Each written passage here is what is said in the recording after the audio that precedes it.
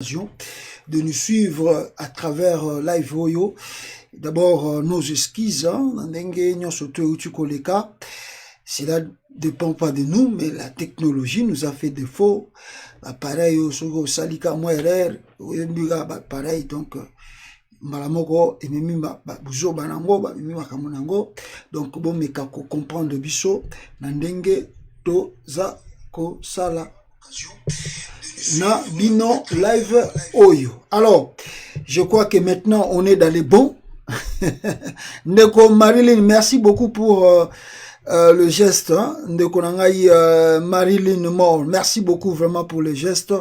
Où tu conseilles la biso, vous savez que ngai nazala pena l'habitude wana te akoloba ono bandeko botinda me si de votre volonté ndenge ndeko nangai insia nanga Marilyn Mort atindi yo moko moni ke pasta to tiabo et pour to renforcer pas matériel bon ba matériel peut to ça la faut quand même ko renforcer rango er moko donc yo moko na pop green yo soko moni ke non tikana renforcer ta pasta $5 $10, ça dépend o yo zanango bon nzambe akopambola yo ndeko nanga to sala yango pona Congo hein so na biswino ke na uti kutu boulot mais na se déranger kana za na bino liboso awa oko comprendre te mais dozo sala yango pona mboka na biso et kende liboso et avancer. Alors sans plus tarder peuple congolais, déjà première actualité Sengil Boyoka mama na kulu na iza koleka na kini kuna comme vous n'avez pas l'idée.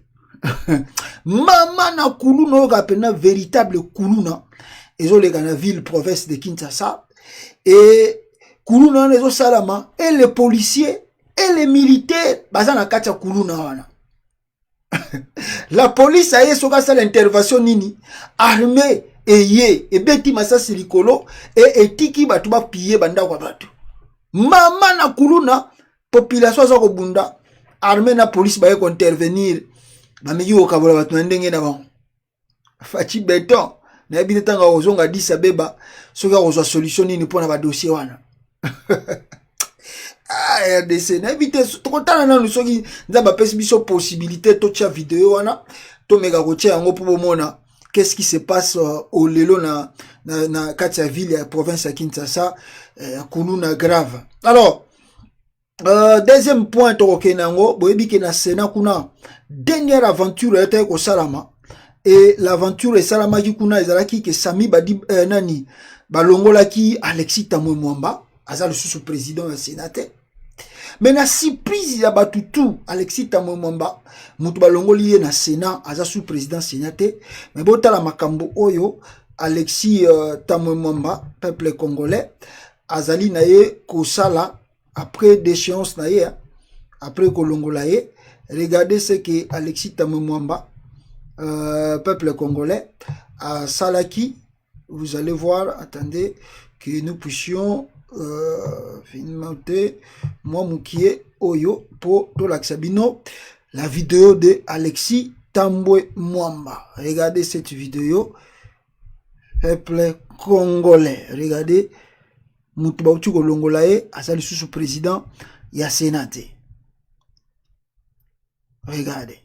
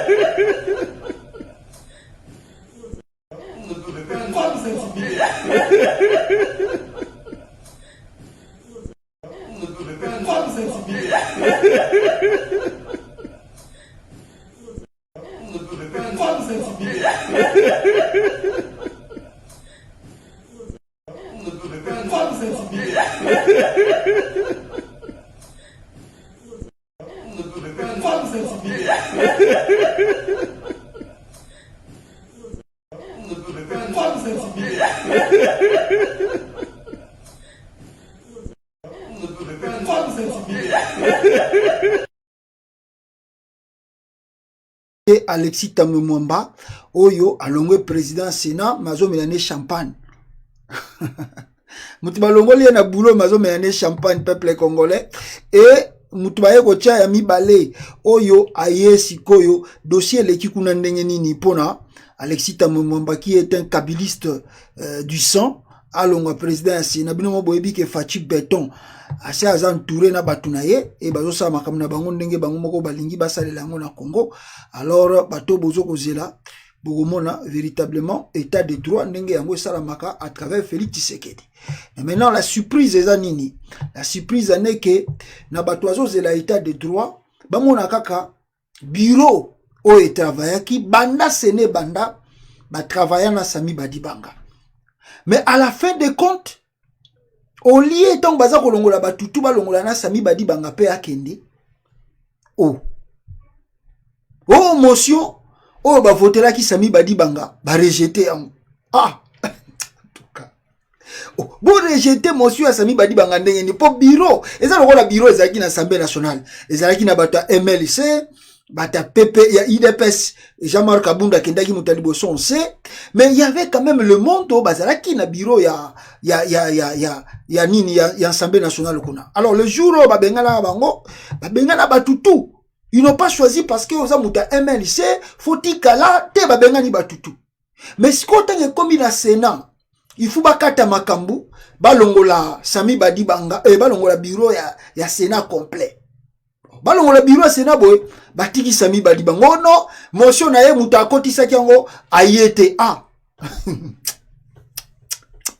donc net nous sabino boye balongoli bureau tout à part Sami Badibanga tikali. Maintenant, qu'est-ce qui se passe là-bas? Alors qu'on a Sami Badibanga tikali, alors récomposition et bureau à Sika, et puis élection à Salama, Karaté, on nous signale déjà, peut-être Sami Badibanga a co-dirigé en Sénat. Peut-être Sami Badibanga comme président et à Sénat. Parce que, l'information on va livrer à Kibiso, on nous avait donné deux possibilités. La première possibilité, qui est réellement nette, c'était que Félix Tshisekedi préparait Sami Badibanga comme premier ministre. Maintenant, le bureau à Séné Kouyi, on nous signale maintenant que Félix peut changer les cartes en nommant Sami Badibanga comme président du Sénat. Donc voilà l'état de droit et ça manakata Congo. Donc kuna nakata Congo, soko za muta MLC, oza mutu ya soko za na bureau ane lekaki ozali ennemi. Mais soko za muta IDPS, yo motion na yo bako rejeter yango, bako toucher yote. C'est la même chose tozo mona ngo même na kati ya ba cité. Donc soko za muto okumisaka Fachi Béton. Ato fingi batu, ato fingi Kabila, ato fingi nyoso ko finga. Yo oza intouchable. Mais soki o meki ko finga Félix, en tout cas na ebité na chuluba balobaka nini pour na choyer les alaki mukamate. Alors na chuluba na ebité so balobaka nini pour ndenge ba amere ko ya ko zoyo. Donc na moi sino kuta ko comprendre te. Ata na 2h du matin o kaka anera bukina ba vitre na ba porte ndako kangio okemba la moko jugement ya 2 jours papa mukamate te na makala kuna akendo kovanda kuna parce que fingi Fachi Béton. Donc voilà la réalité qui se passe aujourd'hui na kati ya République à démocratiser du Congo et qui fait mal. Mais qu'est-ce qu'on va faire? Parce que c'est le choix et le prix à payer que les Congolais ont accepté de soutenir, en tout cas, l'élection de Félix Antoine Tshisekedi. Ndenge Yango et Salamelaki Bande Konanga, comme vous le savez. Alors, deuxième point, on a goûté ça dans dossier à Makassi Penate, qui nous regarde, qui nous concerne. Alors, deuxième point, Oezamo Makassi Awa, peuple congolais, c'est quoi? Deuxième point, Ezali, dossier, Ezakoleka, excusez, en tout cas. Deuxième point, Ezali, dossier, Oyo, Ezali, Koleka, Lisusu, Nakati ya pour la meilleure compréhension, un ressortissant. Même ma vidéo, mais vous savez, comme je dis tous les jours, il y a des vidéos au Batin de l'Arabiso. On a quand même la maîtrise de partager ces vidéos auprès de vous parce que c'est pas bien. La vidéo, monsieur, sur YouTube, bazana ba norme belé, bazana ba loi belé. Vidéo nyonso bazo boma batu, bazo kata batu ba kingo. Vidéo wana soko meki ko tchango na YouTube. Je pense que bako suspendre les chaînes, même na Facebook, même na YouTube, bako suspendre les chaînes. Donc, yongo moni, je reçois des images, mais tellement ça m'a cassé trop, je ne peux pas partager cela. Sinon, te bako bloquer chaîne, bako violer community guideline ya community. Donc, ndenge batatsa ba norme na bango. Et vous savez que ba live nabiso a suivi partout, hein.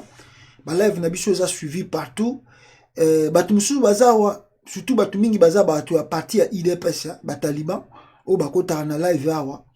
Bango bazo kota na live, non pas simplement pour na ba landa, mais soki ba moni vidéo ndenge wana bango bataliboso bako signaler yango pour na YouTube, pour na YouTube a bloquer. Do baza pre même écoute, do taliban ndenge za awa, ti ayaka kokota boye, azomona kaka ke Joël azo déranger biso trop, et lo oni to kosala pour na to bloquer chaîne na ye, aleka sous live te. Donc yango moni tozala mo ba maîtrise ya kolakisa bino ba image mosusu, mais on a reçu l'image à partir de l'Angola, et ce qui se passe là-bas, ba congolais ba outé ko refouler bango. Alors ba refouler bango, alors to yebite qu'est-ce qui s'est passé? Ba misu ba lobi ke baza ba miyibi, ba kangaki ba congolais on a baza ba miyibi, ba sali soki makama mabe na kati Angola ya trop. Alors tango ba militaire angolais ba zui bango, ba beti bango, ba masasi à bout portant, ba bomi bango, et misus bazo ko nyata bango na mitu, ba beti bango, ba masasi. Ça fait mal de voir des images pareilles, parce que vous savez que nous avons le président, nous avons un ministre des Affaires étrangères, nous avons l'ambassadeur de l'Angola en RDC, surtout à Kinshasa.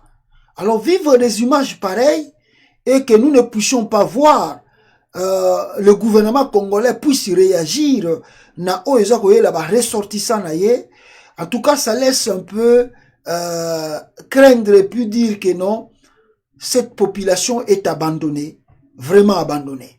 Alors o boza komona kutu eza événement mususu, ressortissant mususu congolais ba bomi yesusu na balle na Kambinza na Angola. Donc, ce qui totali bien na image au bozomona na sima na ngai, ezali bandeko oyo, ba kendara kokati Angola, misusu ba kima Kasai, misusu bazoko linga bazonga, misusu bazana ba condition de vie moko ya bien te. Alors, ils cherchent à retourner. Alors, le gouvernement angolais, au lieu à construire ba militaire na comment le faire, ils appliquent la brutalité. Et ils savent que non, à Kinshasa, il n'y aura pas la réaction. Ils savent que à Kinshasa, Mutakolobanae azate. Babomi na bango, eleki nango, surtout que za mwana ministre te, eza mwana président te, azana eka ka mwana soki ya mobola moko boya kende ko luka vi nangola. Donc etali nango bango te. Ezali vraiment pas si peuple congolais de voir des choses pareilles. Alors na ebité soki biso to mekai ko lobela yango te, nani mususu akoki ko lobe la yango awa. Deuxième dossier lisusu bandeko na ngai, à part oyo na uti ko lakisa bino, ezali événement moko uti ko sana mapena côté ya Ituri kuna na Beni kuna. Alors ba ADF comme d'habitude ba meki lisusu ko zonga, et tango ba zongi ba meki lisusu ko sala ba massacre kuna. Alors toujours la confirmation information wana pour ba bi ke FARDC ameka ki ko intervenir rapidement, et to yebite soki akosala yango ndenge nini peuple congolais. Alors union sacrée ya Fachi Beton ndenge yango eza ko kendele, ndenge batutu baza ko landa makambo eza ko kende, ça reste voilà.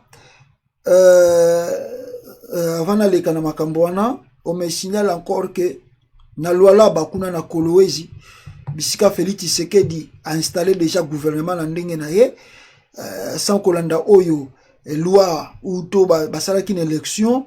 On nous signale ici, peuple congolais, n'est-ce pas, plus de 30 personnes, 30 citoyens congolais, outil Kokufa Awa. 30 citoyens congolais, Bakoufi, et ils sont morts de quoi? Si je peux remonter pour une Sabino comparaison, les recherches se poursuivent pour retrouver le corps d'une trentaine de creuseurs enfouis dans les eaux. Donc, na Maï, 30 Congolais, Bakoufi, donc, bazaki ba creuseur, ba timola ba diamant, ba lukaka ba coltan, ba nini tout ça. Alors, tu habites ceux qui m'a belé, dindi bango ndenge nini, Bakoufi bango tout, plus de 30 mobimba.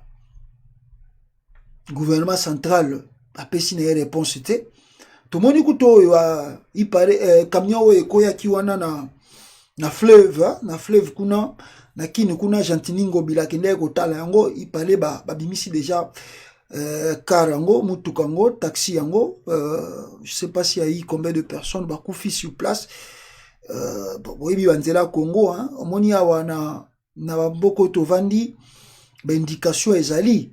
C'est vrai, les accidents, il y en a aussi ici, mais au moins, on est baebi kenzela oyo bisika oyo, lokola maeza boye, bakocha moi barrage moko boye, hein, yama bende, pour permettre que non soki camion za koya, au lieu soki glisser mo mke ole ko ya na mai, et ko beta na bordure wana ya nini, ya oyo eza pemeni nzela pona et empêcher camion est glissé et kende ko ya na mai. Mais au Congo là-bas, na habité banana ngo basala banzela. Alors on ne tient pas compte de tout ça. Donc ceux qui camion et salika faut pas ndenge bis taxi biswane salaki et memi batutu bakufi na bango pe na mai. Or au Congo, on n'a pas aussi des sapeurs plongeurs o bakoyi ko dinda batala pour peut-être bako bimisata batu. Et comme il y a koluka ba pêcheur bakomi koyana ba boatu bango moko babanda ko dinda babanda ko bimisaka mutuka babanda ko bimisaka ba victime bakomo benga ba croix rouge baya vraiment Congo eza pasi hein Congo eza vraiment pasi je vous assure na mondo to komi na ngwa 21e siècle batu badindi na mai bozo benga croix rouge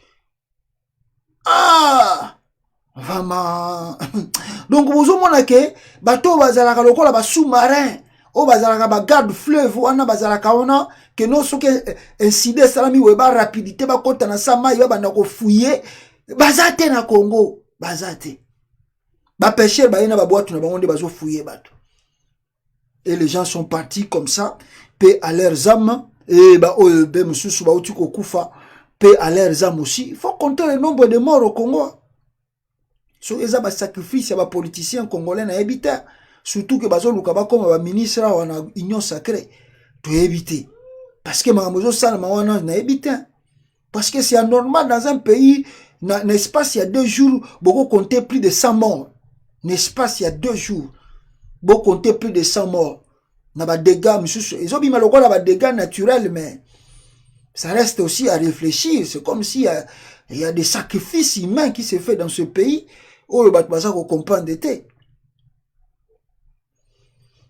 Ezaka pasi bandeko nanga na mboka oyo toza kovanda et il y a République démocratisée du Congo. Alors sans plus tarder, alors eloko mususu nini awa tolingaki tolakisa bino lisusu très important avant nakota na sujet ya mozindo ya monene awa peuple congolais. L'IGF de Félix Tshisekedi vient encore d'envoyer une délégation à Mboko Wabenginini, à Lualaba, et plutôt, Batinda na Lualaba Sili. Maintenant, aujourd'hui, nous apprenons que l'IGF encore veut faire, en tout cas, inspection comment le gouverneur Yakatanga a géré province. Donc, j'ai déjà dit cela. Si vous regardez la manière dont Félix Tshisekedi travaille, il va vraiment déstabiliser les Katanga. Donc, Félix Tshisekedi s'appuie trop sur les Katanga et les Katangais vraiment ont du mal. Alors, voilà le pourquoi je vis Jean-Claude Mouyambo dire que non, très bientôt, ils vont se réconcilier avec Joseph Kabila. Parce que je pense que les Katangais commencent un peu à comprendre que non, Félix Tshisekedi mène une guerre sans précédent contre la province du Katanga. Il vient de déstabiliser déjà le là-bas. Maintenant, il veut passer chez Zoé Kabila. Et là, maintenant, nous apprenons, il veut encore passer sur le gouverneur Yakatanga. Et parmi bateau, Félix Tshisekedi Azako s'attaquer na bango. Et ça, bateau, Bazako Sara quand même, moi, Moussala, ils moins visible. Moi, Moussala, ils visible. Je pense que Moïse Katumbi a géré la province du Katanga. Ils ont qui mounene makasi. Et visibilité na ye mounana ki mingite. Visita Moïse Katumbi mona ki mwa mukie na kati ya Lubumbashi. Mais so ke na balolaba na bakolo na Batanganyika ezalaki makasité. Mais lelo yo nous tous on était opposés, il y a qu'on diviser ma province wana encore comme à 24. Mais petit à petit tu vas comprendre que non, ça peut être aussi un mal nécessaire. Parce que te sentir quand même moi changement de travail, surtout dans côté Katanga. Je pense que vraiment c'était un choix. Je crois que le choix est là qui méritait. N'a gouverneur au tout bakei na ba province wana. Soko kei côté Zoé Kabila Zali, même si c'est un petit frère de Kabila, mais le monsieur bosse. Il bosse quand même, il bosse. Disons comme ça, Zako bosser. Au kei côté il y a le Mouyège bosse. Il y a des signes, il y a des traces, il y a des visibilités. Au kei pas ya mutu oyo kiabula. Il y a des traces, il y a des visibilités. Batouana bazoko sala, pour ce n'est pas facile. Et puis, tout ça, dans le système, était le là, bamboko, yoboza, gouvernement central, façon que c'est la bino moi, ndamba biloko. Il travaille quand même. Mais Félix Tshisekedi a commis kocha bango mal à l'aise. Parce que, d'ailleurs, non, aussi, toyoki basangozali vérifiable, famille a Félix Tshisekedi, comment ko vanda mingi na Katanga. Bande kwa Félix Tshisekedi ba Rosaline Mbombo ba koma na mabulu ya ba diamant ya ba coltan kuna kota lwalaba batwana ba loba te. Et je me pose des questions, comment Kabila tikela ki Félix Tshisekedi du pouvoir. Donc tilelo nazo bande nazo réfléchir, mais ba accès au Kabila tikeli Félix tozo kamwango tout. Donc tozo kamwango et bande konaye ba komi tina mabulu ya ba minéraux tout kuna ba komi pe ko contrôler yango. Et ce qui en a été, nous apprenons encore, la déstabilisation encore va arriver là-bas, côté Lubumbashi là-bas. Alors que Félix Tshisekedi cherche réellement quoi? Mais la grande faute reviendra, je ne cesse de le dire, à Moïse Katumbi et à qui? L'autre là, comment on l'appelle? Kyungu Wakumwanza. Parce que c'est eux qui soutiennent Félix. Katumbi Azaraki na yawa, aweleli ko kolanda Félix Nassima. Lelo oyo tala Katanga ndenge za kokende. Donc ce qui aujourd'hui les Katanga est déstabilisé, le responsable à Liboso c'est Joseph Kabila, premier d'attitude là qui Félix Tshisekedi du pouvoir, mais Yami Balé c'est Katumbi et c'est Kyungu Wakumwanza qui appuient les bêtises de Félix Tshisekedi. Et ça arrive dans les provinces petit à petit, la province là risque d'être déstabilisée par Chilombo. Ah, bon, tu évites à tout la gamme, ndenge za kokende, ndenge yango ekosuke la biso mikolo ezali koya peuple congolais. Alors, voilà, tokoki koloba sur ce qui se passe dans ces provinces-là, ça fait craindre, mais Fati Béton, Yemoko Ayebi, Makambo Oyo, Aluka Kipe, Alingi, A Sala, ndenge ako sale la yango. Et tovandi boye, on nous amène une photo et bon mon aka Congo le ba ventir ezala nango na Sénat yango ba uti ko nommé ba la biso première photo ya mutu o ba uti ko nommé le kola na bureau d'âge ya Sénat l'épouse d'Evariste Boshaba a commis nani la Benjamin de bureau d'âge du Sénat n'est rien d'autre que l'épouse de prof Boshab. Donc moi c'est Evariste Boshaba a commis na bureau ya Sénat provisoire. Toza ko déboulonner Kabila. Bozo déboulonner Kabila ok tozalia. Evariste Boshab ça y est, et on nous signale même l'arrivée aussi de André Kimbuta au Walobaki qui a Kimi en Afrique du Sud. André Kimbuta vient de regagner Kinshasa, peuple congolais. Aye pona nini, aye ko luka nini. Ah, vidéo yangoyo, bomeka kotala binomoko. Pourquoi le retour d'André Kimbuta au Congo et surtout à Kinshasa. Regardez la vidéo.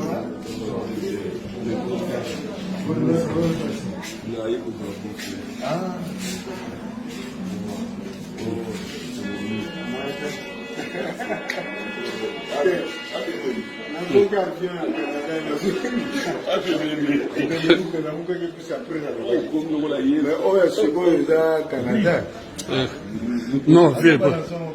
C'est quoi, yo, tout de suite? Pourquoi? Oh, mais vous voyez, yo, makambo le kaka. Oh, oui, makambo le kaka. Mais le bala bana kine na sepeli ndebo. Le bala tandambu, atandambu. Pesa ba ombode. Bala inchasa ngayo na hiyo. Merci mingi. Boza la calme.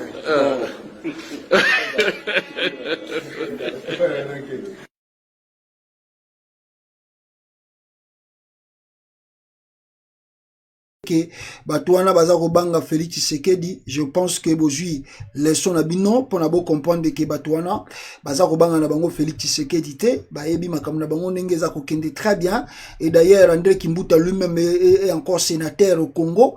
Alors donc attendez l'aventure dans le bandit bien. Et puis je voulais dire une chose à mes frères congolais nazo koma na point wana kala mingi te tokolobele yango tandra to fongola analyse mwandamba mukie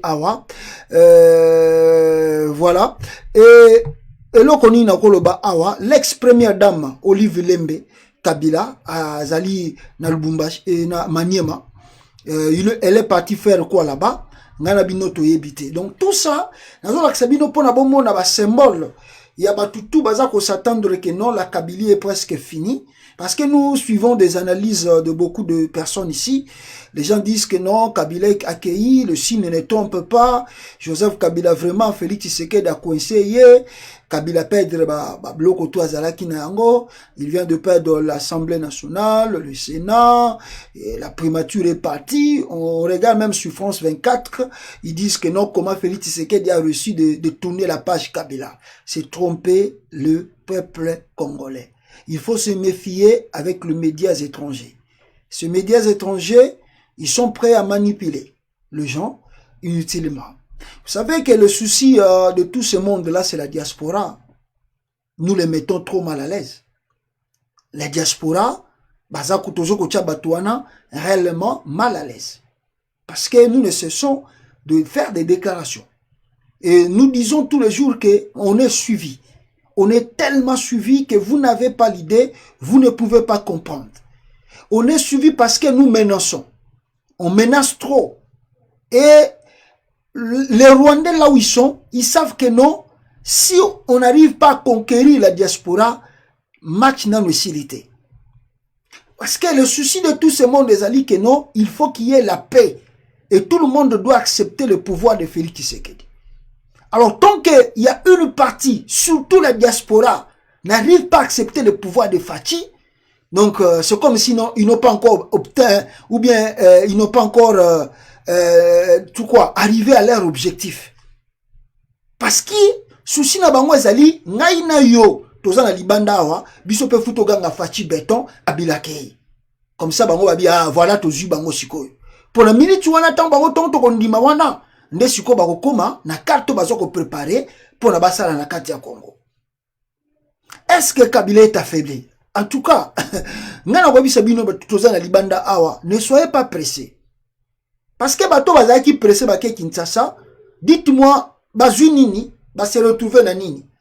D'ailleurs pour moi si on me proposait aujourd'hui d'aller travailler avec Félix Tshisekedi, je vais refuser. Parce que pour l'homme congolais n'a pas l'honneur, n'a pas de dignité.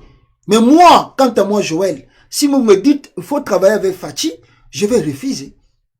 Je vais refuser pas, d'abord par son incompétence. Je vais refuser aussi parce que je ne connais pas d'abord nature à pouvoir nae, nenge yango ezali. Je vais refuser parce que je ne sais pas ce monsieur-là a des contrats de quel coin et de quel coin. Je vais refuser parce que je ne sais pas Félix Tshisekedi a traité de quelle relation avec Paul Kagame et Museveni.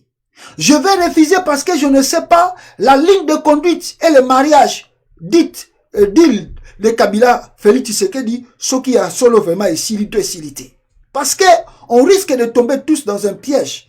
Oh, le lobby, on ne sait pas comment on va s'en sortir de cela. Je dis trop et je le répète à mes frères de la diaspora. Ne soyez pas pressés.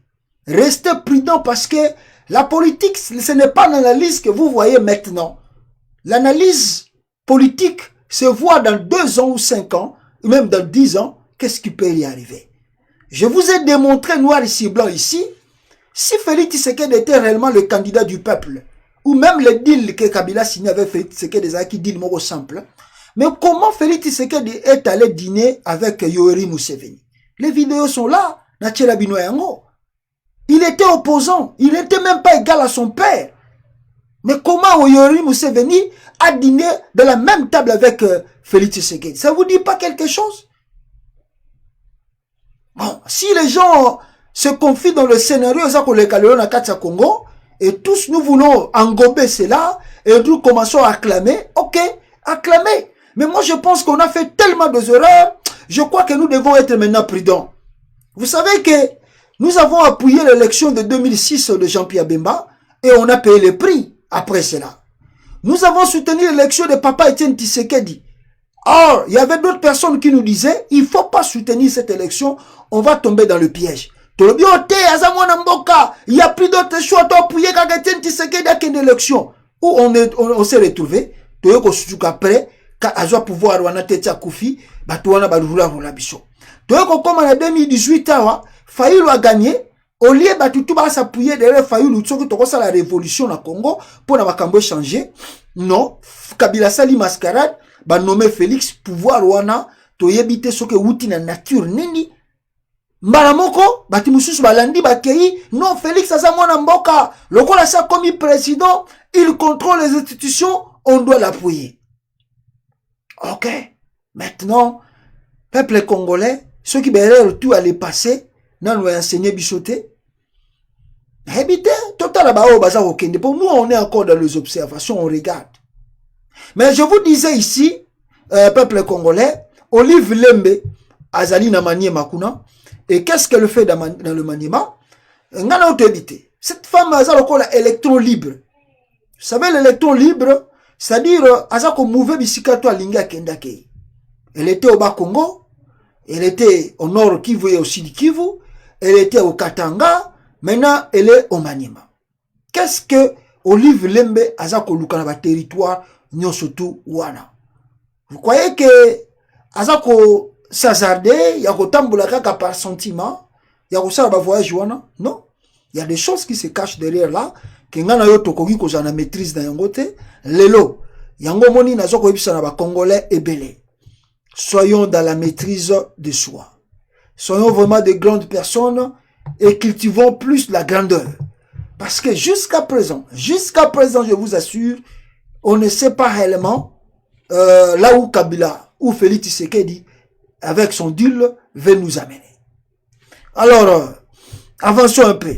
Alors, maintenant,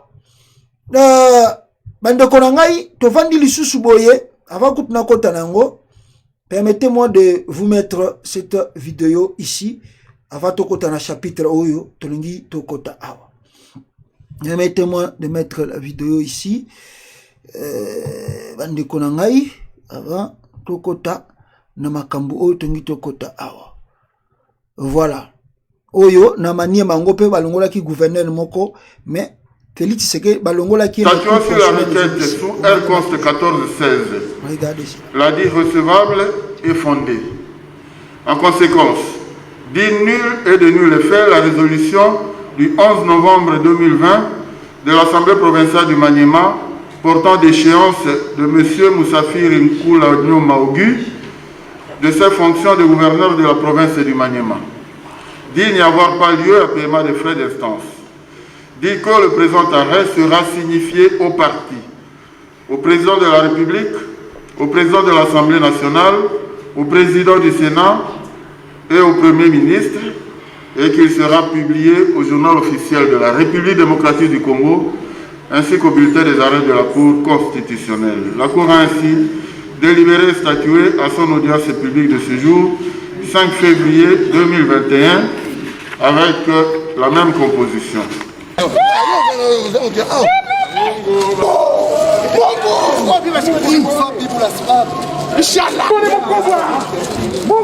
Kaka yangu!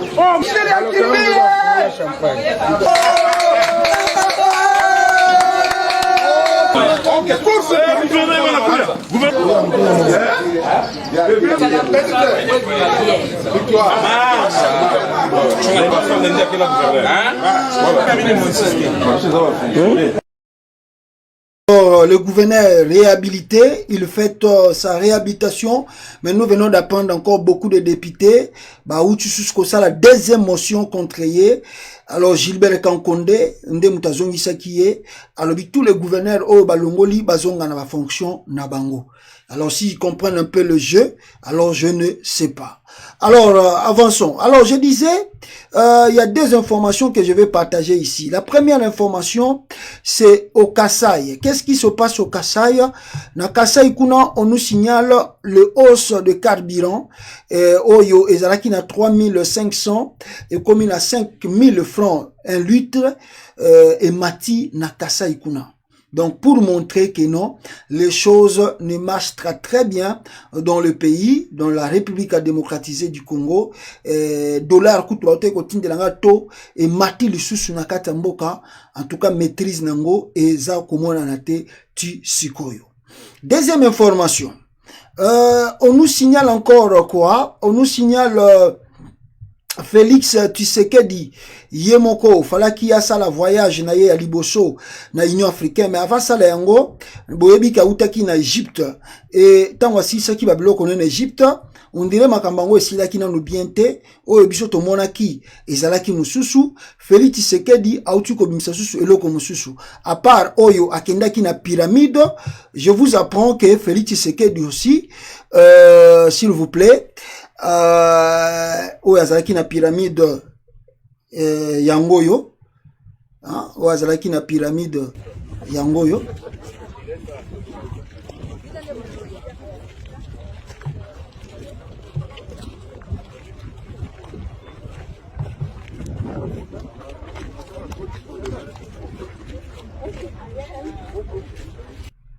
Voilà. Alors maintenant, deuxième maquette Okobima. Maquette mususu ebimi soki nakolo ba soki deuxième maquette ebimi wapi maquette yango yo je crois ouais yango botala kutu ba contrat oyo Félix Tshisekedi a signé kuna. Suivez la vidéo. Tout est bien qui finit bien. Le président de la République, Félix Antoine Tshisekedi Tshilombo, a clôturé en beauté son séjour de travail de 72 heures au Caire, en République d'Égypte, ce mercredi 3 février 2021. Avant de prendre son vol pour Kinshasa, le chef de l'État s'est fait le devoir de visiter la construction de la nouvelle ville du Caire, dénommée Cairo, pour s'imprégner de l'expérience et capacité des ingénieurs et architectes de la société qui viendra dans un bref délai à Kinshasa construire la nouvelle ville de Kinshasa qui s'appellera Kin Kitoko. Le président Félix Antoine Tshisekedi est ému de voir tous les bâtiments administratifs du pays de Pharaon en train d'être construits dans cette nouvelle ville, à savoir les ministères, le siège du Parlement, ainsi qu'une grande mosquée musulmane, sans oublier l'église catholique orthodoxe. C'est déjà terminé pendant 3 ans. ظهرت ملامح العاصمة التي تستقبل قريبا العاملين بالوزارات ومجلس الوزراء ومجلس النواب. La nouvelle capitale administrative sera capable tout tôt possible de recevoir des employés et parlementaires de différents ministères. كما استقبلت في الأعوام الماضية طلبة الجامعات الدولية. Et lors des dernières années, on a réussi à commencer à recevoir les étudiants et les élèves des différentes universités. والمدارس ورواد دور العبادة. Les lycées et les individus pour la prière à l'intérieur. لإقامة الشعائر الدينية. Les prières. L'occasion faisant le larron, le garant de la nation a profité de cette occasion pour visiter les pyramides ainsi que le monument du Sphinx qui a toute l'histoire de l'Afrique. Français, japonais, égyptien, et chercher quelque chose. Si tu es dans des pyramides, encore il y a un jour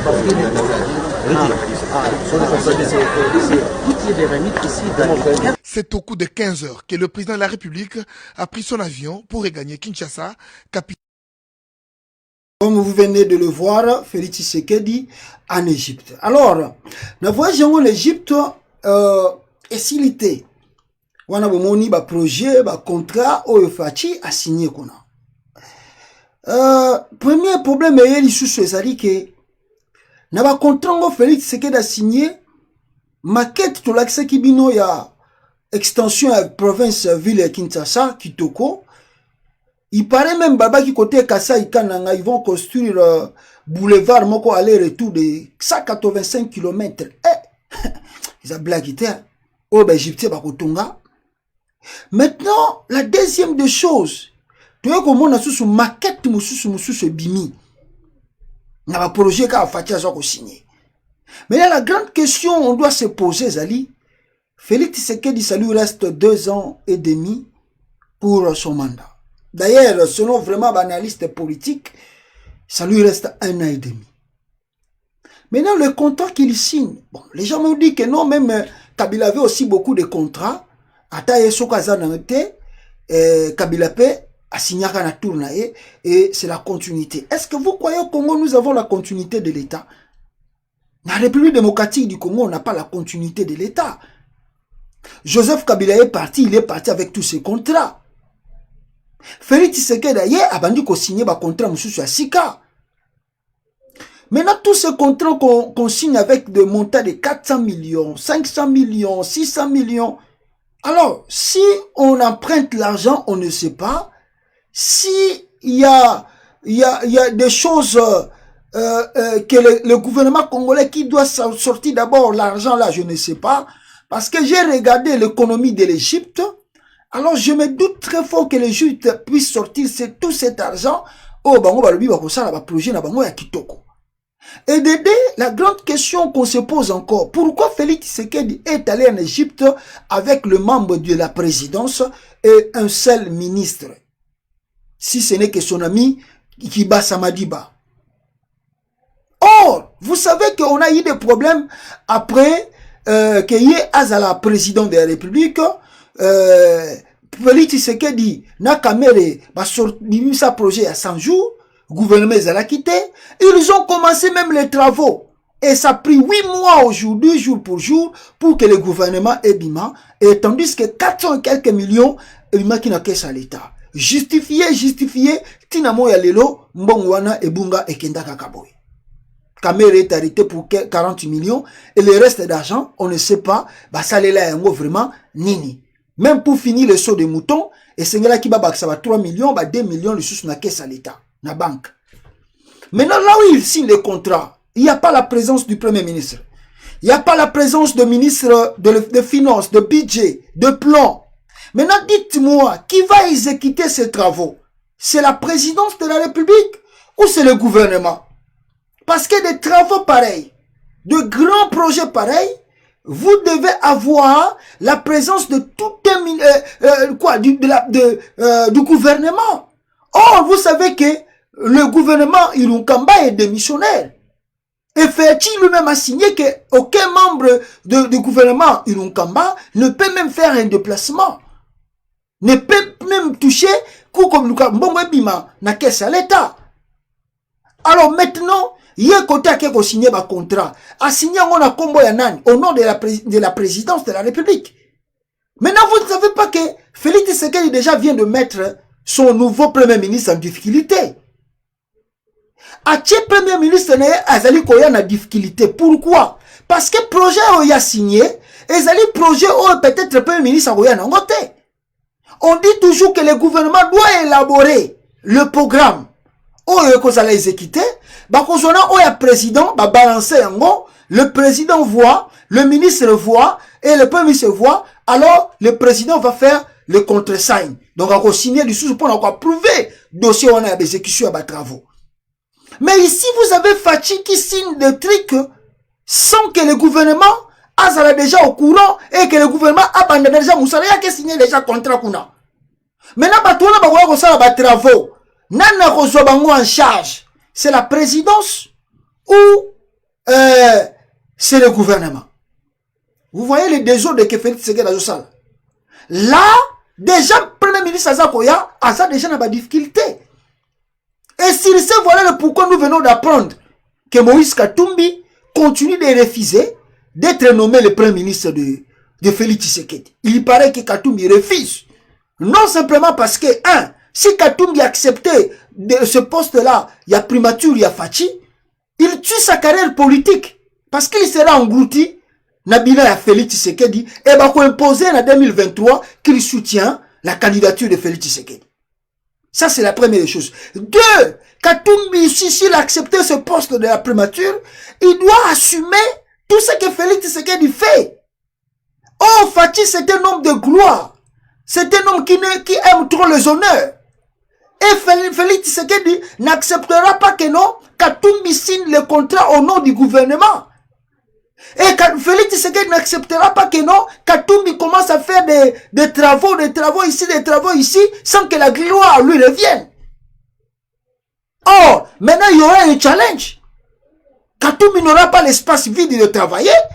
Et de l'autre côté, Félix Tshisekedi aussi va essayer de le bloquer aussi pour ça va continuer au-delà de 2023.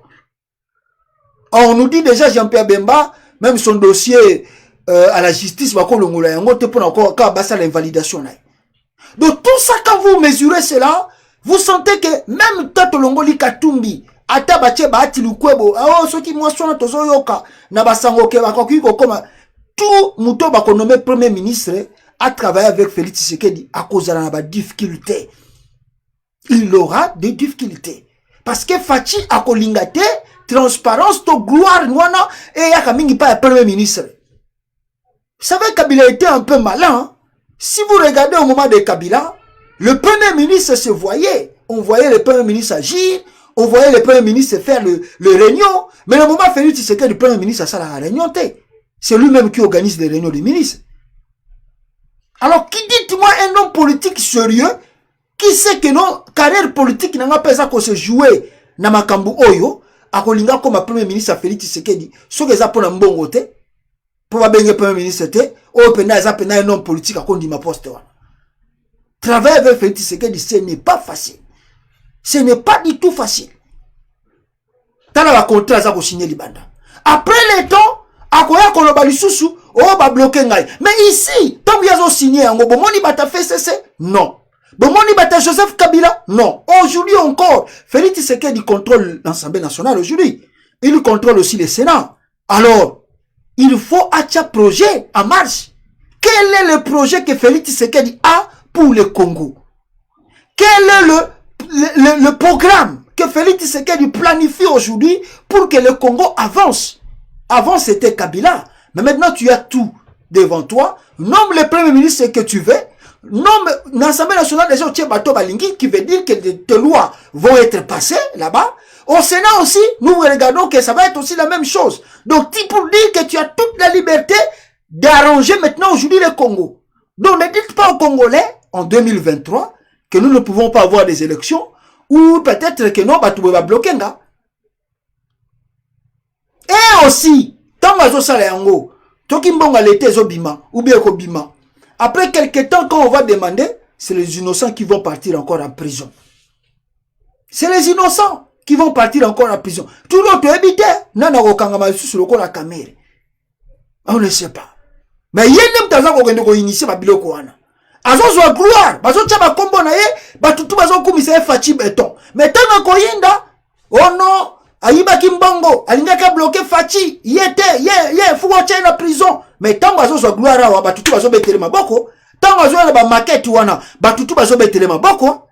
Mais tant que Yinda, c'est les innocents qui vont partir en prison. Or, dans le pays de Vandi, où ils ont les Kabakangela Kamere, on devait déjà destituer Félix Tshisekedi pour vol de biens publics. Bon, Kuna, c'est la faute des autres, ce n'est pas la faute du président de la République. C'est ça le Congo. Deuxième maquette peuple congolais, je vais vous montrer ici, bon mon yango, maquette mususu Félix Tshisekedi, abimise libiso, yangoyo, na makamunae, azakolinga, asala, nakati ya Congo. Deuxième maquette, wapi yango, yangoyo awa, nabimisa yango, bomona, oyo balingi batonga susu, ville, à part wala tomona ki a projet kitoko, musiko ya ba autoroute, oyo balingi babimisa yangoyo. Regardez le projet.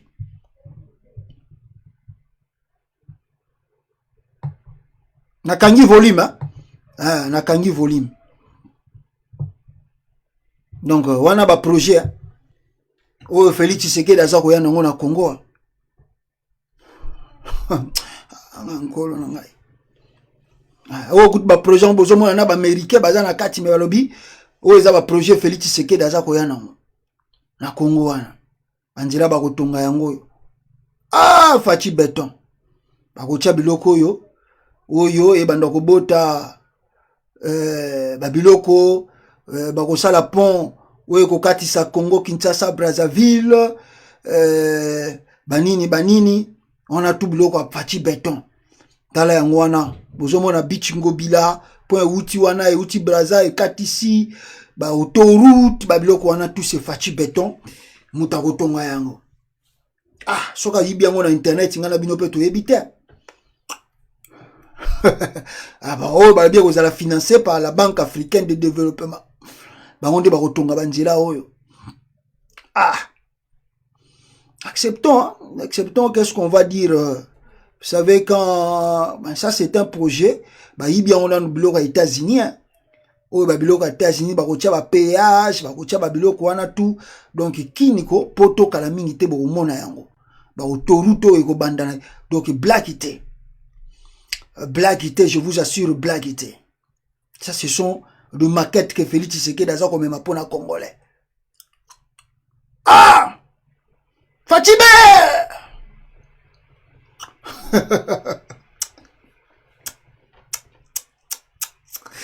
Ah, guys. Donc, on a tout besoin de travaux, mes collègues, ya. Na qui nous a besoin de ah, Félix. Il y a rien à dire. Bah, autoroute États-Unis, ils ont 1 milliard 700 millions de dollars. Gouvernement congolais, gouvernement de Kinshasa, partenariat, bailleur de fonds. Encore, facilité. Ce n'est pas du tout facile. Vision d'avenir. Programme propriétaire de la présidence de la République. Nous avons Fachi Béton. Nous avons évité. Nous avons sakana babiloko Félix Azoya na ngona Congo. Boko mona boko ndima. Boko tikala na sango.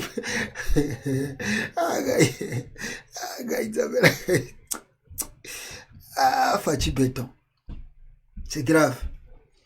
C'est grave. Ça, ce sont des projets que Félix Tshisekedi a initié peuple congolais, comme vous les voyez là-bas. Et ce sont des projets qu'ils ont réalisés. À très bientôt, au monde en Congo et comme boy. Très bientôt, au monde en Congo, pendant kota TGVO et kota na sama yuana. Ou les années chumtaza na Paris, azo ken Angleterre, bodi na sama bobimi. Donc na kini bokota, bokoti fleuve à partir de kini bobimi Brazzaville. Bon ça na Fachi Béton.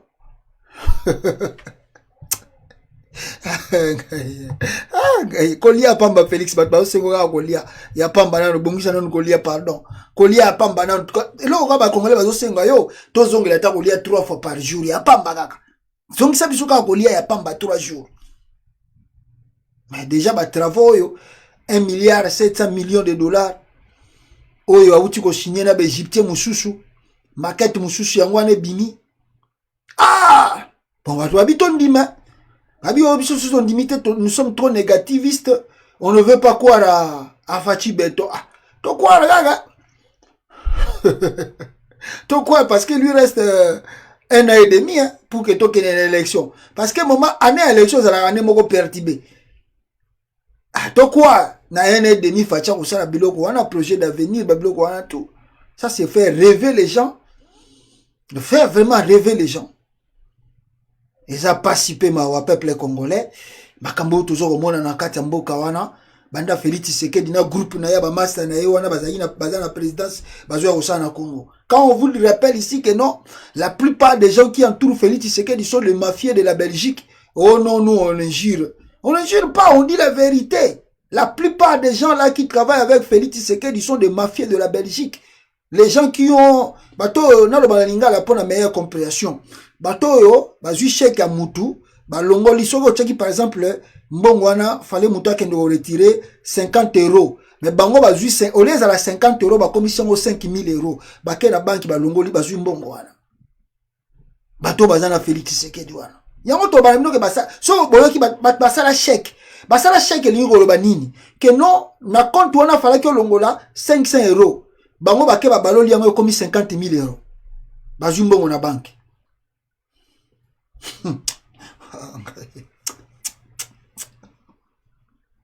Ah, Congo. Tout ça, gaga. Tout la bino gaga.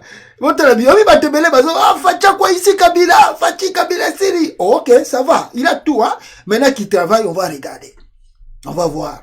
Kabila est malin. Je vous assure, le monsieur là est trop malin. Et Kabila, même les Occidentaux n'arrivent pas à comprendre qui est Kabila. Il dépasse la tête. Vous savez, Kabila a compris le jeu des Occidentaux. Excusez. Il a compris le jeu des Occidentaux. Ils savent que Lumumba parlait trop. Voilà pourquoi ils ont tué Lumumba. Ils savent que Mobutu aussi parlait un peu. Jusqu'à la fin de compte, ils ont rejeté Mobutu. Mobutu, soi-disant son père, parce qu'on ne confirme pas. Mouzé Kabila parlait aussi beaucoup. Souka wasanini, baboma Mouzé. Suko yepenenga zawana, ayebi kesu na zolo batro, bato bakobomanga. Aba ina kalma bi bon, fati yo sala makambo na yo, nga zo talaga mambenge zo kena musika. Mais les gens qui ont l'œil politique, qui voient de loin, ils savent que non, le pays là se dirige vers un grand chaos dans les jours à venir. Je vous ai dit qu'il y a d'autres provinces qu'on ne paye même plus les enseignants. Et même les députés provinciaux ne sont plus payés. Missous ba comme na ba rere ya ba 8 mois. Mbongo ezate, les caisses de l'État sont vides. Bon, le roi le côté na ba député à Kinshasa te. Ba tozo sentir ngo te bozela kaka après 6 mois à liro tozo kenango. Bo mona véritable chaos na kata Congo. Na ba biloko Félix asa ko sala, nde boko comprendre ezalaki nde boye. Kaka les mêmes députés wana bozela kaka gouvernement bima, bazo ba poste te. Au moment bango nde ba wando ko tia suko Félix Tshisekedi ba vrai cal. Pour politicien congolais, azanaye caméléon. Il peut changer sa casquette, même dans un espace une seconde à Bongoline. Et ça grave. Voilà un peu ce qui se passe au peuple congolais. Alors, Batinda Gibiso maquette ami balé yangoyo, oyo et bimaki awa regardez.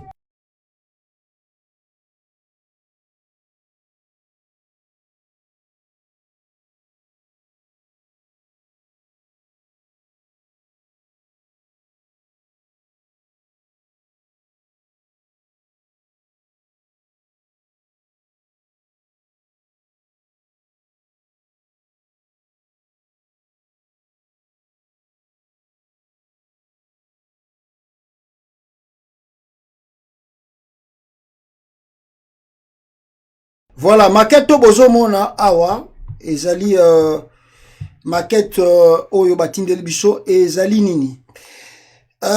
Bokotala awa pona to la sabino makambo tozolo barabino ba réalité.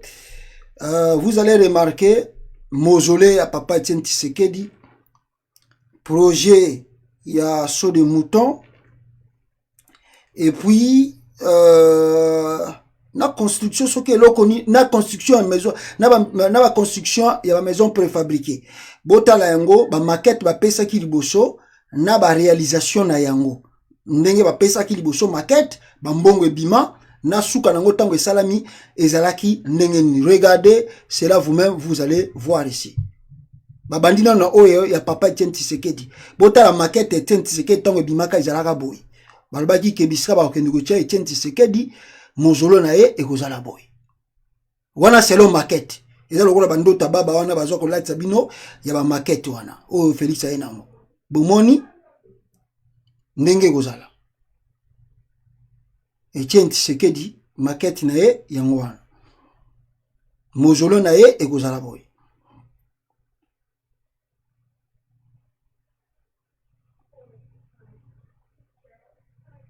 Voilà maquette ya Etienne Tshisekedi réalité yango ce que bota la réalité au mona ki na maquette bota la réalité ya hangar Etienne Tshisekedi azalaka bota la bino moko bien bota la maquette yango wana maquette ça c'est la maquette bisika ba okunda Etienne Tshisekedi oyo bimisaka 15 millions de dollars, c'est ça la maquette. Que non, c'est ici qu'on va enterrer Etienne Tshisekedi. Maintenant, vous regardez la réalité. Fachi béton.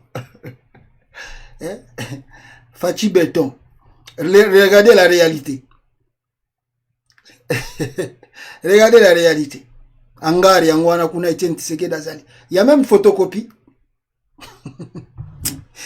Félix fait rêver les Congolais. Tout ça, tout oh non, faut applaudir. Pourquoi bien on applaudir te? Moutaïna va projet minene boy na mboka boni applaudir te. Ah, ok, bon applaudir bino pourquoi boni applaudir mais nous on va pas applaudir. Regardez l'hangar et regardez la maquette. Comparez vous-même.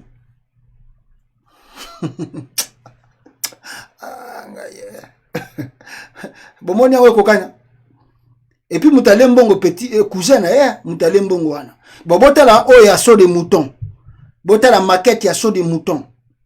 Oyo maquette ya so de mouton. Ndenge ba sengela ki batonga so de mouton. Maquette yango yo. Ya so de mouton. Bon mona c'est réalité. Ça c'est le saut de mouton. Félix Tshisekedi dans le baki maquette ndé ba osala yango. Tala c'est réalité saut de mouton yango.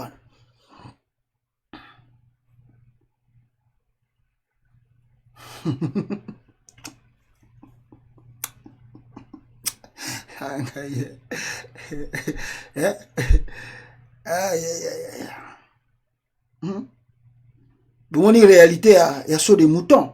Mais botala, maquette yangwana, maquette, yangoyo, maquette, saut de mouton aux alaboy. Saut de mouton yangoyo, wana maquette. Mais réalité, yango bozomona, réalité. Donc rêver n'est pas aussi mauvais. Moutino sako rêver. Rêver pena peke non. Ndongo lala ki olamuki ozomona Jésus avanda ki pembe na yo. C'est un rêve. C'est normal, tu peux rêver aussi. Mais tant olamuka na tongo otali, ah, omoni pena ozanda kuna yo. Jésus azawana te. Mais na ndoto lotaki pena que Jésus opeso bilo wa rolia. Bon, master de la ville Kosa Leka. Oyo plan ya Félix Tshisekedi. Il y a Kosa Leka, il y a projet mususu aye nango yangoyo. Oyo, il y a Kitoko, yangoyo Albert Kotongela bino, oyo azotongela bino mikolo yo. Tout ça c'est du mensonge. C'est vraiment na habité soko osala ngona ndenge nini mais to laxi bino ba projet mususu. Bino mo vivre que non donc Félix, osala projet tu sais le projet pareil peut prendre combien des années pour réaliser cela. Ça, pour faire ça, vous savez, ça peut prendre combien des années? Ah, ma maison préfabriquée coûte de ces boti ma matiti. Et si li coûte tout boti matiti, hangar ya père na coûte ma watro. Ah, fachi. Bon, ceux qui vont croire vraiment, biso na laxi bino mo ba réalité pour comprendre là où Félix Tshisekedi devait amener le pays. On a ba promesse nae, nous surtout continuer na. Alors, voilà, dernier point maintenant. Qu'est-ce qui se passe à l'Union africaine? Oyo Félix Tshisekedi a zalaki kuna na cité à Union africaine, peuple congolais. Qu'est-ce qui s'est passé là-bas? Vous savez que la réalité est tout autre chose. On nous signale d'abord qu'il y a Union africaine, beaucoup de présidents bazalaki absents. Ici, on nous dit que Cyril Ramaphosa, le président sud-africain, n'était pas présent dans l'inauguration ou dans la passation des pouvoirs entre Félix Tshisekedi et lui, parce que c'est lui le président sortant. Or, selon Bataliban, le qui n'a vu depuis hier, que le président Moussous Okendete, sauf Cyril Ramaphosa, n'a Félix Tshisekedi. D'ailleurs, le bâtiment de l'Union africaine à Addis Abeba, l'Éthiopie, ils allaient fermer pour la Makambuya COVID-19. Donc, les travaux, ils ont salamé sous-souté, ils ont salamé. Mais Fachi Béton, pour que lui soit accepté qu'il est devenu président de l'Union africaine, alors, à Lingi Kosala Yango, la vidéoconférence, il a tenu bon de se rendre sur place, sur le lieu. Donc, le bâtiment a été ouvert justement, juste caca, pour Félix Akoma, président, il y a l'Union africaine. Donc, il y a Lingi Penda, Salouana, tout ça, Batubaya, président Toubaya, Monaye, comment est-ce que Félix Tshisekedi a prêté serment, Nenga commis président, il y a l'Union africaine. Nous avons des climats, tant haut aux anango, et zali tant haut il y a bien été. Des gens comme Ramaphosa, Bazal président Moko, responsable. Il suit de près ce qui se passe chez lui, dans son pays. Azolanderango de près. Donc il ne peut pas faire l'aventure de quitter l'Afrique du Sud avec situation à coronavirus comme ça, ayakakako salamisma na Éthiopie, non. Même ici, ayebike, passation à pouvoir wana, est très important et symbolique pour l'Afrique, mais non, il tient d'abord compte, il y a citation, tout ça qu'on traversait l'élo na mokili. Un homme responsable doit jouer toutes ces cartes-là.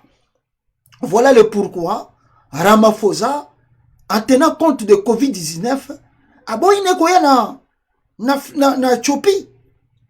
Aboyine ye koya na Éthiopie.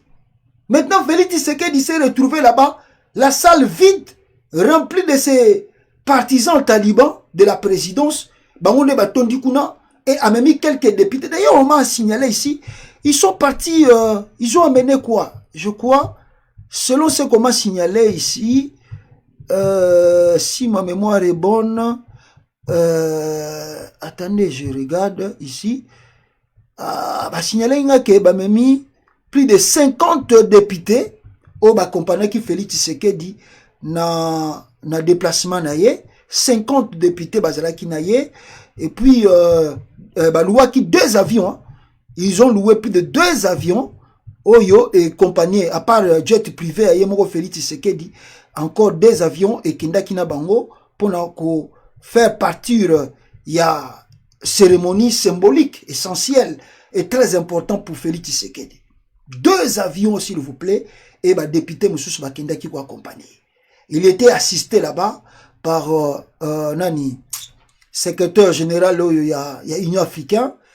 Oyo wana za kolati se drapeau azopesa ye ba biloko ya Union africaine wana bangonde ba yaki ko assister ye. Alors Félix Tshisekedi ye moko avandi na ye na kiti kuna, mutu moko na mupanzi na ye na gauche to na droite azate, il s'est retrouvé seul là-bas. Mutu mususu awa bapesi ye, voilà. Donc ce botali na kati ya salle awa, Félix Tshisekedi se retrouve seul, réellement seul. Tu vas dire d'abord que, à part wana bo ipe que dossier mo pesa ko sala mama kele na dibanda wa za diaspora ya et dossier plutôt ya fleuve Congo o Félix Tshisekedi alingi o alobi a ko trancher dossier wana entre nani Soudan, Égypte na soki Tchad je crois a ko trancher ngo alors ba congolais baza ko interpeller déjà que soko meki ko teka fleuve Congo. Pour toi, ça bino déjà que Félix Tshisekedi a teka papa na etant azala qui vivait ba teka de Mateba. Bon, soki boyoki que Félix Tshisekedi a teki fleuve Congo, boka moite pour bato wana baza grave. Et puis bo fongolele misu pona 300 km to bisaki bino ya côté ya Minembwe kuna. Lui, il est bindimandima. Akondima na ya ngo tout andimi na ya. Alors, regardez un peu la salle vide. Félix Tshisekedi accompagné de ses partisans et de quelques députés bazalaki wana. Donc so botali pena na kati ya salle wana, il y a pas grande personne. Bozala na poussa moi caméra na ngamwanda pour que bon mona bien. Il y a pas grand monde. Et so to bendi ba photo wana sous mupanzi très bien botala, vous constaterez que ezaka bata présidence nandamba ba député congolais, mutu bakendaki ko accompagner Fachi Beton na périple na ye ya Union africaine. Donc la salle est remplie de députés congolais et le membre de la présidence et quelques personnes à titre symbolique. Il y a Union africaine, Oyo, Bakendaki, quoi, ça la cérémonie, il y a remise et reprise de pouvoir.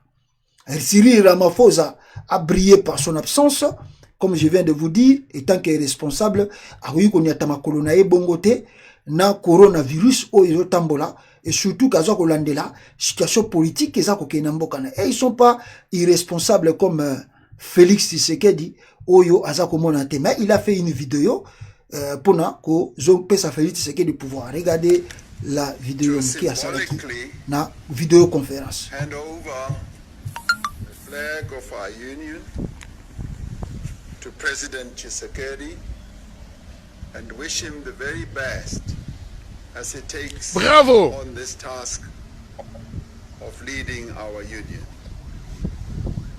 Congratulations, President Tshisekedi, and I now hand over the flag as well as the government. Voilà, ça c'est Cyril Ramaphosa à partir de l'Afrique du Sud.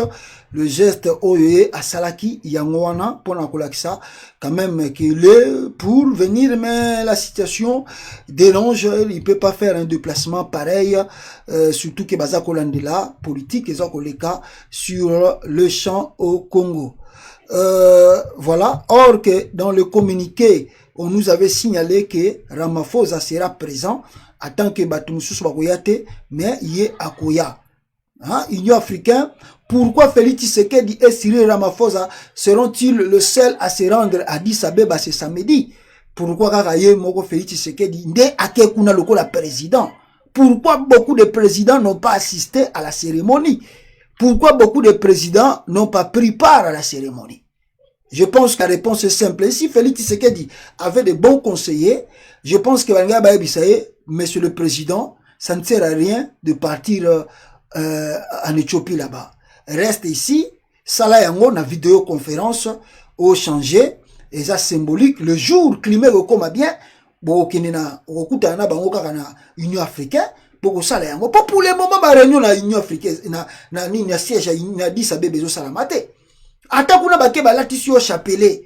Ata bake balati yo basali cérémonie. Et longue wana tan yo Félix Tshisekedi zo bima, bako désinfecter encore salle, ba bloquer sous salle. Fachi alingi gloire trop. Alingi honneur. Ba mona ye donc akozanga ndenge nini. Mais il s'est retrouvé en quelque sorte un peu humilié. Un peu ridicule, je peux dire aussi. Un peu humilié, un peu ridicule parce que batutu babo na bango koya. Batutu babo na bango ko se présenter. Batutu babo na bango benako même ici on dit que corona ngo eza mesuré na Afrique, mais na grande cérémonie pena ndengwana boy batutu or que toyebi que soto laxibino ya événement ya ba Paul Kagame ya même ya yemoko Cyril Ramaphosa o Félix Tshisekedi a remplacé au moment que ça les ala qui plein batutu ba président tout presque bayaki. Mais comment oyeye yemoko le chef de l'état zaki na kata salle? C'est en quelque sorte une humiliation. En quelque sorte, même si on dit que Corona peut couvrir, mais en réalité, ce qui Félix Azalaki bien conseillé, Anyaka Chama colonel a dit ça bébaté. Il voulait faire la cérémonie là par vidéoconférence. L'histoire est close. Alors, il même qu'on foute la moutoyo, secrétaire wana ya Union africaine wana, ticket aye Kinshasa, basali cérémonie, histoire exilée. Mais il a déplacé des avions à partir du Congo pour qu'Akabaya assister na cérémonie on a commis président Union africaine. Ah, Fachi, mbongo l'état ba fonctionner bazo le la kutu ba salaire bazo futa mate au lieu zo mbongo wana consacré yango pour na futa ta ba enseignant tala makambo zo ke sala na. Ou mamina ba député wana. Ba frais de mission, ba hôtel. Ah, saka de ça. Oh benga na sadaka pena sakana nango quoi. Et là, au monde, il a pas cité, donc, sakana nango. Pour mutu azui mbongo na passé. Ah, yebi sega ali mbongo na nengwana. Oh, nyokwa mi pena pona amatis entreprise na ye. Ako sakana na mbongo wana ta. Félix Tshisekedi n'a pas souffert de la politique. En réalité, la vérité est simple. Félix Tshisekedi n'a pas souffert dans la politique. Son père, oui. Mais Félix Tshisekedi n'a pas souffert dans la politique. Il n'a jamais été arrêté. Il n'a jamais été gazé par le policier. Il n'a jamais été menacé par le policier, Félix Tshisekedi. Toute sa vie. Donc il a bénéficié que de la gloire et le nom de son père. Il n'a jamais souffert, Félix. A souffraté la vie. Oh, non, souffrance à Félix Tshisekedi, c'est parce qu'il ne voulait pas travailler en Belgique. C'est ça la souffrance de Félix Tshisekedi. Mais en réalité, la politique, Félix Tshisekedi n'a pas souffert. D'abord, son père était ministre, plusieurs fois ministre chez Mobutu, ambassadeur. Son père, la maison au bazar on a limité ezalinda kwa l'État, bavanda nanda kwa l'État. Félix Tshisekedi quitte le Congo, je ne sais pas à quel âge, à s'installer en Belgique. Bon, dites-moi, muto avani na Kinshasa zo souffrir, na muto azovana na Belgique a polisi bali pa botibana. Souffrance na bango kokani. Félix Tshisekedi a comment na politique, tant que papa n'a commis presque mourant. Nde Félix siko elongine comme mon na la politique. Et les gens nous sortent une ancienne vidéo, oh Félix Tshisekedi a bundana ba policier belge pour na papa nae. Bon, à part vidéo, on a bon mis sur vidéo, monsieur Félix Tshisekedi a sala na Belgique. Événement, oh Félix Tshisekedi a sala na Kala. Bon, t'as pas sabi sur ma vidéo à conférence. Oh, ma conférence Félix Tshisekedi Athéna, na Belgique, ton papa n'a vivant. Sortez-nous ces vidéos-là. Bon, l'accepter sur ma marche, na poto Félix Tshisekedi à Zotambola, même écoute, en 2011, quand les gens marchaient pour Etienne Tshisekedi, Félix Tshisekedi était où? Il n'a pas souffert. Félix Tshisekedi n'a pas souffert dans la politique. En réalité, la vérité, c'est ça. Au Congo, là-bas, il a bénéficié que le nom de son père, Tshisekedi. Lui n'a pas, Félix Tshisekedi n'a pas un profil politique, il n'a pas une carrière politique qu'on peut approuver ou qu'on peut accepter. Non. Même il dit que la carrière politique qu'on les cahiers. Lui, il bénéficie le nom de son père. Combat papa na yendem tout et aider pour comme bisika zali. C'est comme combat papa na. En dehors de ça, il n'y a rien. En dehors de ça, il n'y a rien. Il n'y a rien. Surtout sur ma profil, attends, Katumbi Koutou Togon Dima pour Katumbi a moi carrière politique. Jean-Pierre Bemba aussi a une carrière. Aussi, comment on l'appelle? Vital Kamel, écoute à l'équipe en tout. A une carrière politique. Mais Félix Tshisekedi Bitumbanini a sali na Congo. Dites-nous la vérité. Bitumbanini Félix Tshisekedi a sali na Kinshasa. Obozo mona Félix Tshisekedi a zobi mana marche. Jamais Kabundu Koutou Togon Dima. Kabundu na Augustin Kabuya Togon Dima bango. Mais Félix Tshisekedi a sala marche wapi na Kinshasa. Bozo mona bazo bete ba gaz lacrymogène na kin. Il y avait que ceux qui marchent l'ingé banda Félix Tshisekedi a joué à Zongi Belgique. Ceux qui marchent l'ingé banda Félix Tshisekedi a joué à Zongi Belgique. Fayulu to mona ye ba elonge vimba. To mona ba Fayulu ba elonge vimba ba tutu ebima. Police azo gazé bango. Fayulu to mona ye azo komema bana o ba zoki na ba pota komema bango na hôpital. Tu vois que non, Mouto quand même a l'équipe na ba trace politique. Mais Félix Tshisekedi n'a pas de traces. Il n'y a pas de traces dans le chemin de Félix Tshisekedi. Il n'y a rien. Donc, à bénéficier de l'eau, il y a offélé. Il n'y a pas cité, au moins, il y a aucun na yote. Allez, bah, pessu en gros. Bon, il n'y a rien à faire. Alors, je fais ce que je veux, quand je le veux. Voilà le pourquoi. Même ba député na wana na Addis Abeba kuna. Ils ont un bon à l'État. Des avions, même ceux qui ont loué en gros, ça ne fait rien. Toke na biso toke no misé galerie kuna na Addis Abeba. Mais on voit un peu l'humiliation. L'humiliation est grande là-bas. Tu te retrouves un peu seul.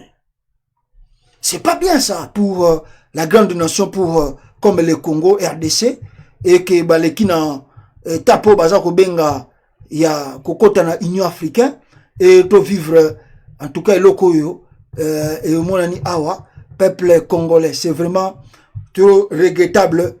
Na uti kolanda même mutu mususa uti ko la réflexion que j'ai beaucoup apprécié, c'est nani comment on l'appelle, Wendo, Jean-Jacques Wendo a sali réflexion moi makasi na bato baza ko kwar na ba kambu Félix Tshisekedi dazo sala ya Union Afrique et ya Union sacrée na ye boze la mikoleza ko ya to mituna na ba question a bolanda blog wana ya Jean-Jacques Wendo makamba uti ko bapona Union salée ya Fachi Béton. Alors lelo Félix Tshisekedi va faire son retour. Vous savez que le PPRD a organisé marche contre Ramazani Shadari, Gentini Ngobila, Aboyi marche wana salama nakin. Maintenant, nous apprenons que Félix Tshisekedi loko a commis président Union africain, ba Taliban ba lobi ba kosala marche na kin. Donc marche ezali na kin. Retour à Félix Tshisekedi lundi.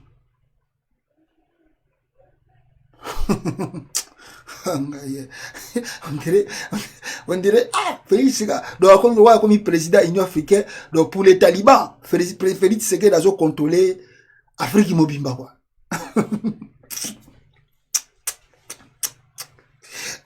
Donc pour les talibans, donc Félix a commis président Afrique Mobimba. Donc Babi Fouba Yambaye le 8 février, tout bas en Angile pour Fachi Béton. A ici Congo na concert des nations.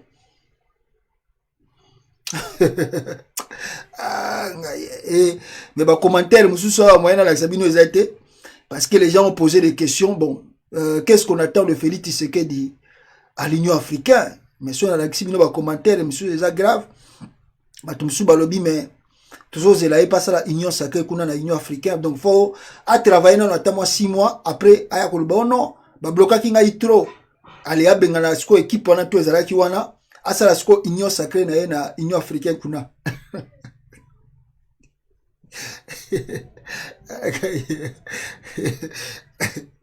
Bah, tu béton. Alors, ben, on voit, peuple congolais la suite des choses ndenge yango ekopesa la biso et toko comprendre la réalité ya politique eza koleka na mboka na biso RDC et c'est grave bande konangai y a rien à dire dans ce côté là.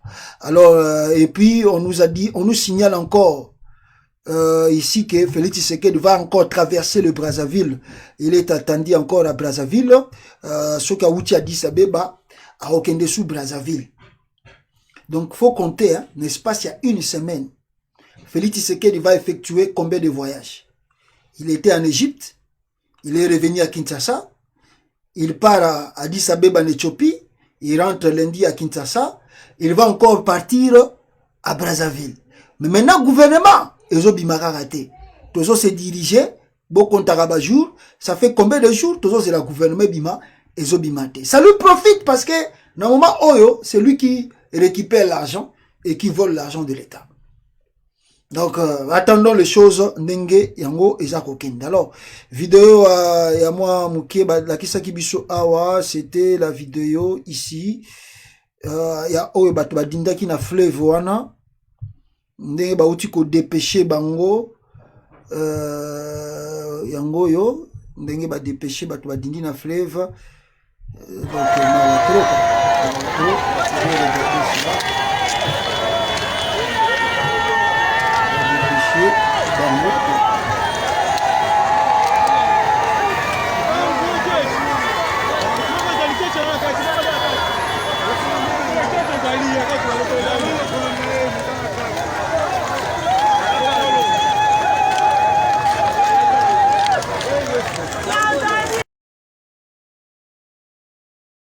Ça, Batouana Bautiko dépêché Bango, je sais pas si, je crois même plus qu'il y a de survivants là-bas. Et la dernière chose avant que j'oublie, c'est là, c'est très important. Martin Fayoulou m'a dit continue en tout cas de former ses cadres de l'ECD, son parti politique. Et puis le cardinal Ambongo est à Kacheboué, dans le village de Moïse Katumbi. Le cardinal Ambongo est parti rendre des chrétiens de ce côté-là visite. Et Moïse Katumbi lui-même est sorti pour l'accueillir à Kacheboué là-bas. Tout ça, comme étant un chrétien catholique, il s'incline devant le cardinal Ambongo. Voilà un peu Owana. Et de deux aussi, si il y a quoi encore, il y a Martin Fayoulou que je disais, à ça qu'on formé cadre à ECD. Voilà, j'ai oublié même une chose que je voulais oublier encore ici. Est-ce que Fayoulou? Oh my gosh. Voilà, donc mais devez nous excuser. Ninoana Fayoulou, on a levé cela. Et à la dernière image, l'image ici, c'est l'image d'un conseiller de Félix Tshisekedi à la présidence de la République là-bas. On nous a fait sortir photo naye. Et puis d'abord, il y a Oya Liboso Yangoyo et Bembe.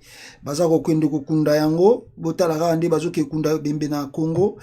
Triste Mawa. Na ba côté kuna ya Goma, ya ba province kuna ya ba Sud Kivu.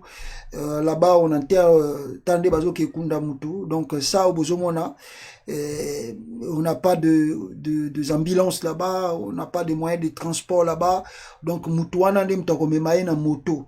Ndenge bozoko mona wana bakangi mutu ndenge wana pona ba déplacer ye akende na côté mushushu. Ça se passe là-bas au Congo, la République démocratisée du Congo. Hein. Ça, ce sont des images pareilles que vous devez voir, le peuple congolais qui se passe chez vous. Na Congo, na biso ya RDC na 21e siècle oyo.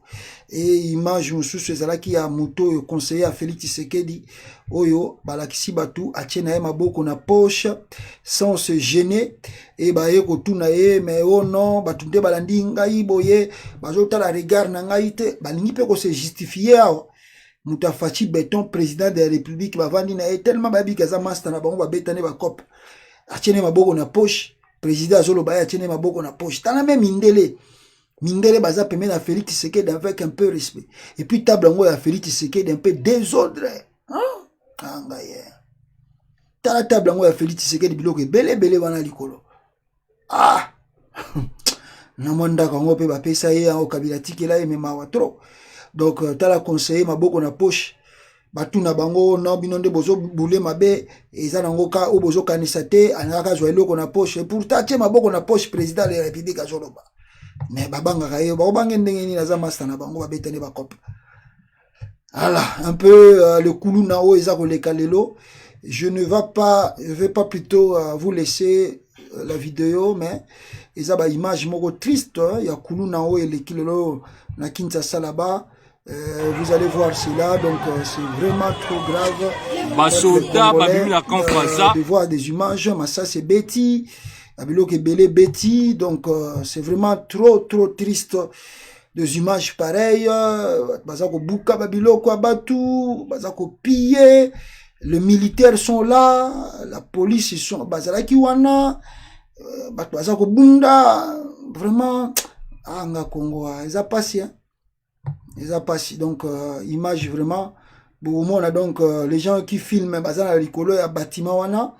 Nde bazola kisabiso ba scène ezo le kanase la police aza ko appuyer kuluna ba militaire ba yena ba masasi baza ko beta ndenge boza ko mona vraiment Congo na ebité so tozo kende wapi na mboka oyo ezaka pasi peuple congolais mboka wana nzamba chango loboko pour na bato baza ko diriger yango eza facilité eza vraiment facilité vraiment merci beaucoup na bino tout bo assister biso en tout cas na live oyo. Tokute nabino en tout cas Mbalassima, on a fait de notre mieux. Ya kozala awa parce que tozaki na problème ya son, ya problème belé, mais Dieu nous a fait grâce quand même. Toi silisa live oyo ndenge to silisiango avec bonté. Merci beaucoup. Tokute nabino Mbalassima peuple congolais, on se sépare avec cette image de Koti Labino ya Mukie. Il y a la réalisation, il y a Fachi Béton.